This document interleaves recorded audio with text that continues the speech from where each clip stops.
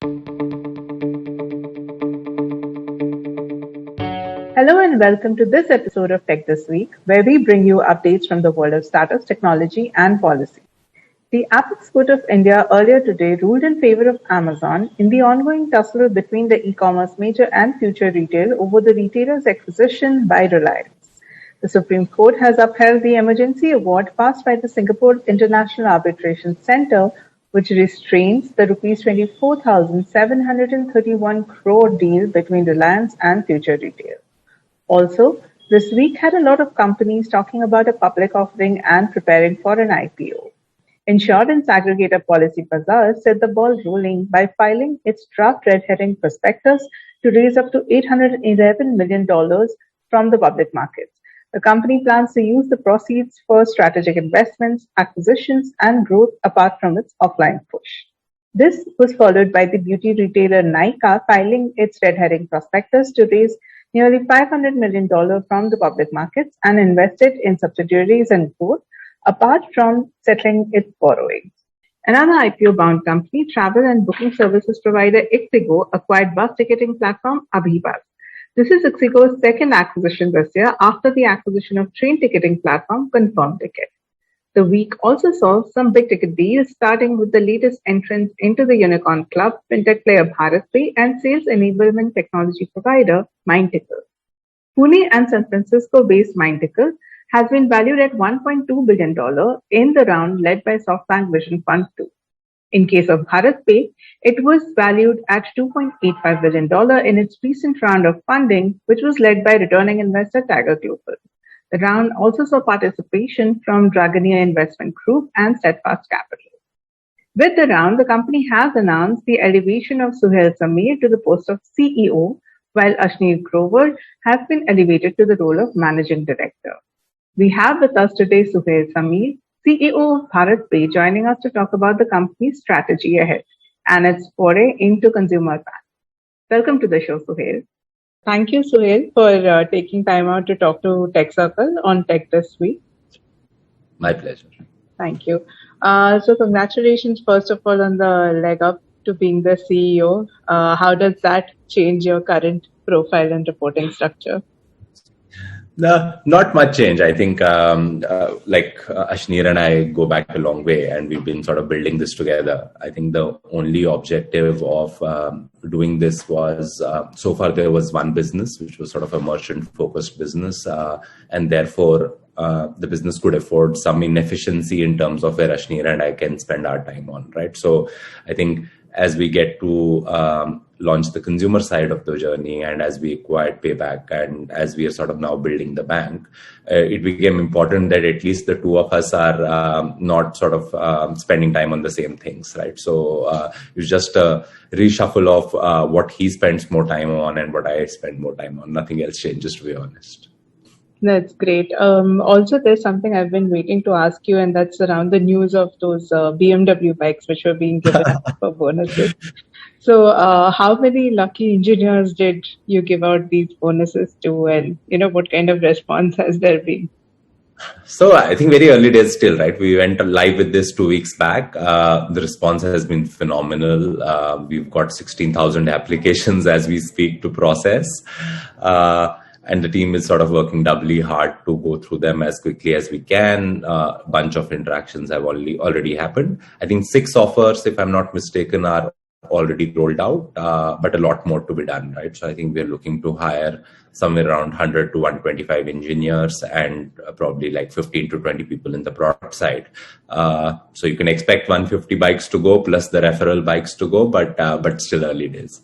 I was very curious to know, how does BharatPe plan on using this capital across different silos, whether M&A or strategic acquisitions, if at all you're doing any, or entering new lines of businesses? Yeah, so I think we are not in general large fans of M&A, right? So Payback made a lot of strategic sense for us, and that's why we did it. And therefore, if something like that comes about, you can't ever rule it out. But I would, the base plan does not factor in any M&A, right? So the base plan remains focused on 3 or 4 things which we want to build. A large part of this capital will continue to be used to expand the merchant network, and launch new products on the merchant side. Part of this capital will go into launching the consumer business, which we are sort of just about getting towards getting online. Part of this money will obviously go towards the capitalization of the bank in the first couple of years, and the remaining sort of remains as sort of surplus to build the lending business and to build the team. Okay. And going ahead, how will your focus shift between the merchant business as well as the consumer business? Because that in itself is quite a large piece, right? No, absolutely. I think that's a good question, and we ask ourselves this quite often. We were a merchant-focused organization, and we would still remain a merchant-focused organization.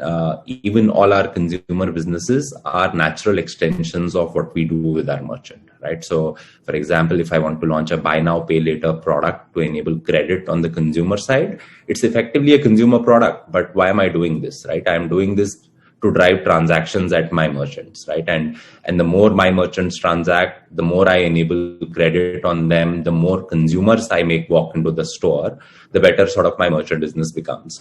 In this sort of endeavor, I may build a meaningfully large consumer business, but that's sort of incidental. The thought came from sort of what else can we do for our merchants, and similar is sort of the thinking on the bank, right? So this is a bank which was set up to create value for small and medium enterprises, for our kirana stores, etc.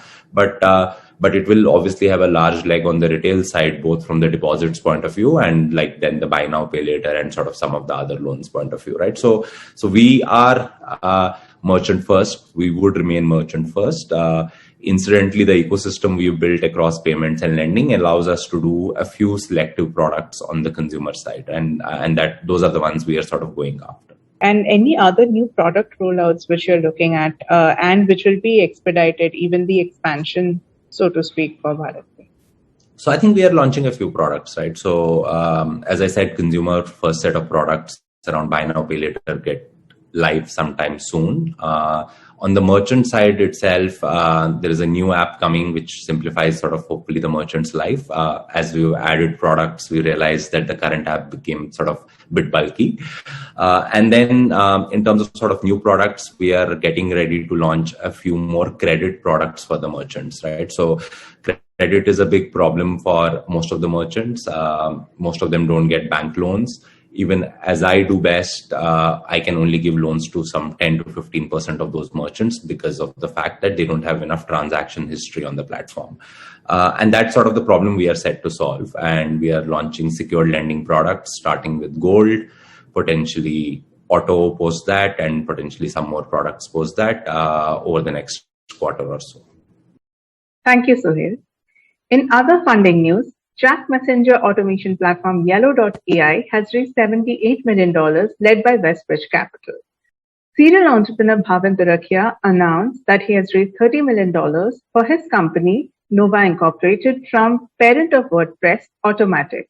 He also announced the launch of professional email suite Titan as a new product by the company, apart from Flock. The week also saw business-to-business marketplace unicorn Infra.Market raise an additional $125 million within 5 months from returning investor Tiger Global. Off Business, which also operates in a similar space, which is B2B marketplace, joined the Unicorn Club with $160 million from SoftBank Vision Fund 2.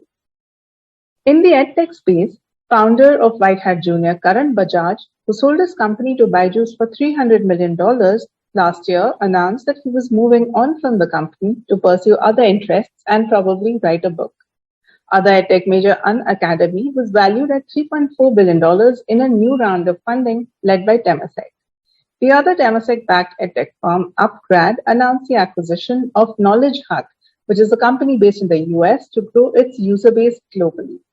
On the enterprise side, IBM has announced that it will expand its software lab in Kochi with the addition of product engineering, design, and development center.